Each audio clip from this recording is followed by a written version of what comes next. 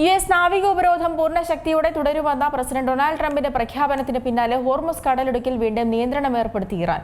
Hormuz കടലിടുക്കിലെ സാഹചര്യം കർശനമായ നിയന്ത്രണത്തിലായിരിക്കുമെന്ന് Iran അറിയിച്ചു. ഹോർമുസ് അടച്ചതായി ഇറാൻ വ്യക്തമാക്കി. ഇറാൻ തുറമുഖങ്ങളിലേക്കും തിരിച്ചുമുള്ള കപ്പലുകളുടെ നാവികോപരോധം തുടരുന്നതിലൂടെ അമേരിക്ക വാഗ്ദാനം ലംഘിച്ചതായി ഇറാൻ അറിയിച്ചു. ഇറാനിലേക്ക് എത്തുന്ന എല്ലാ കപ്പലുകൾക്കും യുഎസ് സഞ്ചാര സ്വാതന്ത്ര്യം പുനഃസ്ഥാപിക്കുന്നതുവരെ ഹോർമുസ് കടലിടുക്കിലെ സാഹചര്യം കർശനമായ നിയന്ത്രണത്തിലായിരിക്കുമെന്ന് ഇറാൻ അവകാശപ്പെടുന്നു. യുഎസ് നാവികോപരോധം തുടരുന്നതിനാൽ ഹോർമുസ് കടലിടുക്ക് ഇറാൻ അടച്ചതായി പ്രഖ്യാപിച്ചു.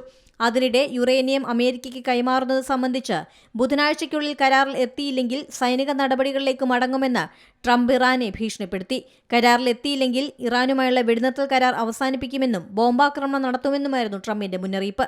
ഇതിന് പിന്നാലെയാണ് ഇറാൻ നിലപാട് കടുപ്പിച്ചത്. വെടിനിർത്തൽ ചർച്ചകൾ പ്രതിസന്ധിയിലായിരിക്കുന്ന സാഹചര്യത്തിൽ ട്രംപിന്റെ ഭീഷണിയും ഇറാന്റെ നിലപാടും ഗൾഫ് മേഖലയിൽ വീണ്ടും യുദ്ധഭീതി ഉയർത്തി. അതിനിടെ ഇറാൻ യുഎസ് പ്രതിനിധികൾ തമ്മിലുള്ള അടുത്ത ഘട്ട ചർച്ചകൾ തിങ്കളാഴ്ച ഇസ്ലാമാബാദിൽ നടക്കുമെന്നാണ് report. International desk C Malayalam news.